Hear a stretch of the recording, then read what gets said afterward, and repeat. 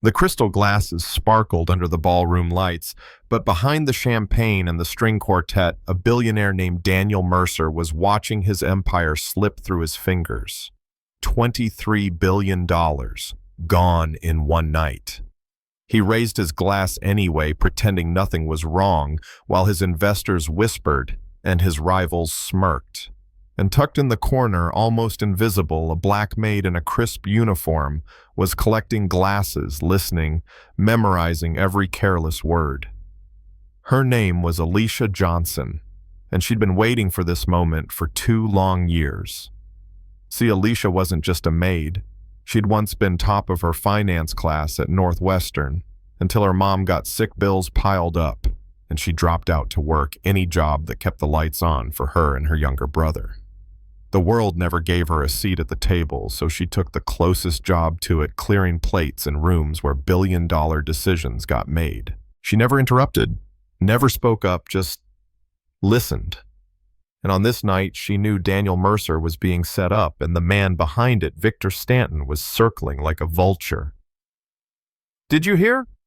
He bet everything on that European deal," one guest muttered over his whiskey. "Reckless. The man's ego is writing checks his company can't cash," another replied. Alicia's fingers tightened around her tray. She understood exactly what those whispers meant. She'd read enough finance manuals by candlelight to know the numbers didn't add up. Mercer was standing on the edge of a cliff, and everyone in the room could see it. Except him. Later, as she passed his office door, she overheard his voice, raw and unguarded, snapping into the phone. "I've built this empire from nothing. I know how to read a negotiation." He slammed a glass down hard enough to make her flinch. For just a second, she saw him, shoulders sagging, mask gone, a man terrified of losing everything. By the time dawn broke, the news hit every screen in America. European conglomerate pulls out of Mercer Industries deal. Stock futures plummet. Cameras swarmed his headquarters. His board wanted blood. And Alicia, standing in the penthouse kitchen wiping crystal, whispered to herself, "This is it. The trap's already sprung." That morning, Mercer's boardroom turned into a battlefield. Suits screamed across the table, folders slammed, accusations flew. Alicia moved silently, refilling water, invisible until one careless sentence made her stop. They'd miscalculated depreciation schedules. She couldn't help it, she muttered under her breath. "That loss isn't real. Not if you factor international tax law." "What did you just say?" Mercer's head snapped up. Her heart nearly stopped. "Nothing, sir. I apologize." "No. Say it again." Her secret was out. Trembling, she explained the numbers, rewriting them right there on the whiteboard. And for the first time, the billionaire actually looked at her, not as a maid, not as background, but as someone who understood his business better than his advisors. "You studied finance," he said slowly. "Top of my class. Before I had to quit." Silence. Then Mercer leaned back, exhausted but curious. "Show me more." That's how it started. The maid and the mogul side by side in a penthouse war room, stacks of notes spread out, laptops, humming, coffee cups piling up.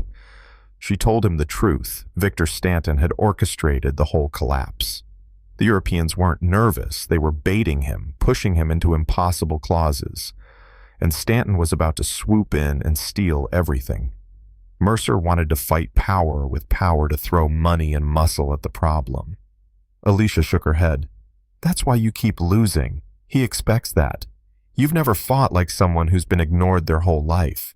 You've never had to win with subtlety." She taught him to use soft power whispers, well-placed doubts, timing.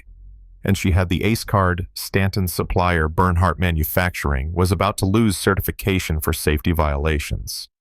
No supplier, no deal. All they had to do was nudge the right domino and watch him topple. The next day, while Stanton strutted on television bragging about fresh blood and new vision, Alicia fed quiet tips to a German journalist investigating Bernhardt. She pushed Mercer to swallow his pride and call his ex-wife, who still had connections with the SEC. Within hours, the story hit the wire's questions swirling, cracks showing.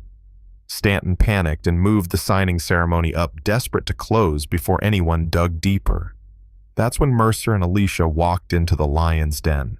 The ballroom of the St. Regis was packed with cameras, investors, European partners at the signing table. Stanton stood at the podium, smug as a king about to be crowned. And then Mercer appeared, uninvited, but smiling coolly.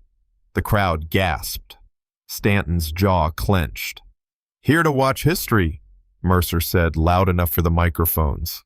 "Don't mind me," Stanton sneered. "Maybe you'll learn something."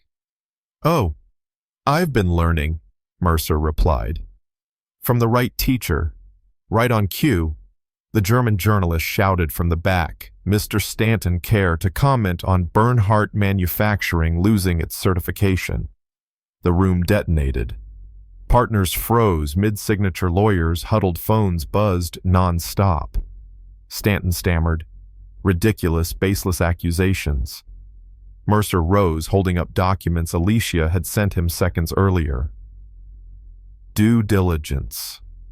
Victor, something you might have tried. Without Bernhardt, your supply chain collapses. Your deal is worthless." Stanton's face drained of color as the Europeans pushed away from the table. Cameras caught every second. He turned on Mercer, spitting. "You planted this, you and your maid." Mercer didn't even flinch. "No, Victor. The truth planted itself. You just didn't think anyone invisible was watching." By the time Stanton stormed out, his empire was crumbling. And back at the penthouse, Alicia's phone blew up, journalists begging for interviews, memes exploding, investors demanding answers. They mocked her at first, called her the cleaning lady CFO. Even Mercer's board threatened to pay her off and erase her from the story. She almost walked away. $500,000 would have cleared her brother's tuition, her mother's medical debts, everything. But Alicia had spent her whole life being invisible. For once, she wanted the world to see. When Stanton tried to strike back with a hostile takeover, Alicia flipped the boardroom on its head. She calmly laid out every secret she'd overheard over 2 years, dropped charges, hushed lawsuits, gambling debts, showing how Stanton owned half the board through favors. "He doesn't just want the company," she told them. "He owns you, unless you cut him loose now." Then she set the final trap. Stanton waltzed into the boardroom, smug lawyers in tow. "Ready to sign your company over?" Richard Mercer asked casually. "How did you play us all so perfectly?" Stanton's ego couldn't resist. He bragged, laughed about timing the European collapse, hiding money through shell companies, even stealing from a Russian oligarch. He didn't notice the FBI agents listening in the hall. The second he smirked, "The maid set me up," the doors burst open. Cuffs. Miranda Wright's cameras. Victor Stanton was finished. The headlines exploded. Maid outsmarts billionaire rival. Invisible no more.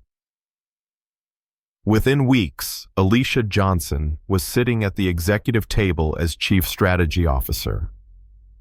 Mercer announced the Invisible Initiative. Any employee, from janitors to guards to cafeteria workers, could submit insights directly to leadership.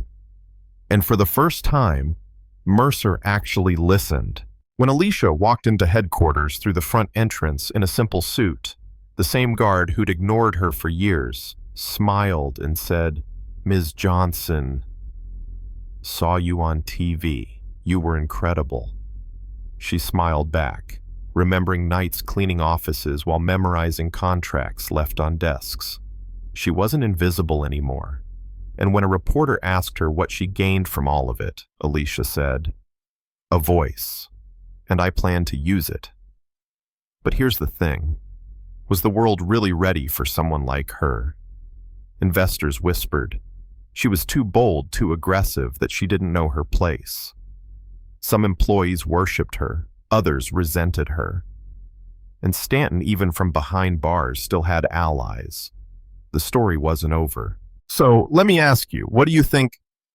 Was Alicia right to step into the spotlight, or should she have taken the money and stayed safe? How many brilliant people have you walked past today without even noticing?